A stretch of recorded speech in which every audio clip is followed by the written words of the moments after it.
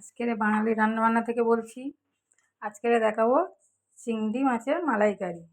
তার জন্য নিয়ে নিয়েছি চিংড়ি মাছ, পেঁয়াজ, কাঁচা লঙ্কা, টমেটো, আদা রসুন সব পেস্ট, আর নারকেলের দুধ দিয়ে আজকের বানাবো না।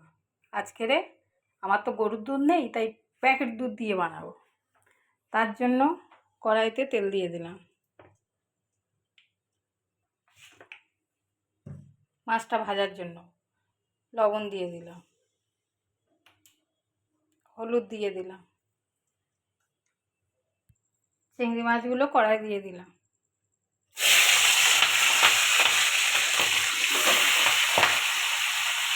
চিংড়ি মাছগুলো ভাজা হয়ে গেছে, এবার নামিয়ে নেব।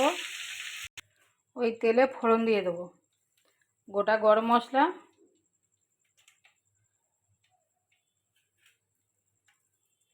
তেজপাতা, শুকনো লঙ্কা। এবার দিয়ে দেবো পেঁয়াজ,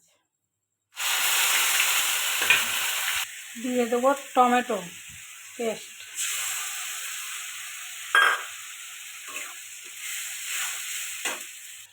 দিয়ে দেবো রসুন পেস্ট,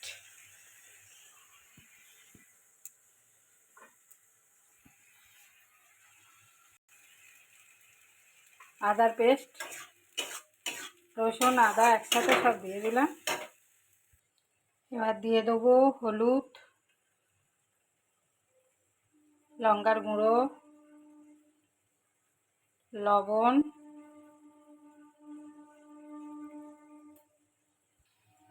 জিরের গুঁড়ো, ধনিয়ার গুঁড়ো। এটা ভালো করে কষাতে থাকবে। মালাইকারি তো যেহেতু একটু চিনিও দিতে হবে, মিষ্টি মিষ্টি হলে ভালো লাগবে খেতে। এটা লবণটা একটু কম হয়েছে, লবণটা দেবো আর একটু। মশলাটা তেল ছেড়ে দিয়েছি, একটু সামান্য জল দেবো যাতে না পুড়ে যায় মশলাটা।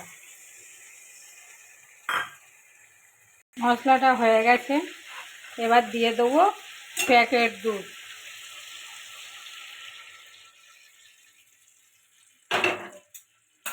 এবার এটা 5 মিনিট ফুটুক, তারপরে আসছি। এতে একটু আমুল গুঁড়ো দুধ দেবো যাতে টেস্টটা খুব সুন্দর হয়।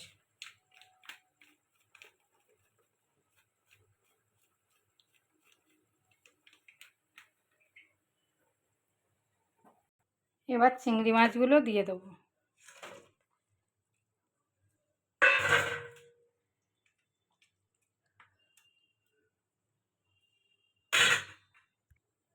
কাঁচা লঙ্কা কটা দিয়ে দেবো যাতে ফ্লেভারটা খুব সুন্দর হয়। চিংড়ি মালাইকারিটা হয়ে এসছে, নামিয়ে নেবো। তার আগে সানরাইজ গরম মশলা দিয়ে দেবো। এবার একটু নেড়ে চেড়ে নামিয়ে নেব। হয়ে গেছে, নামিয়ে নিয়েছি। আপনাদের যদি ভালো লাগে লাইক কমেন্ট শেয়ার করবেন। নমস্কার, রাখছি।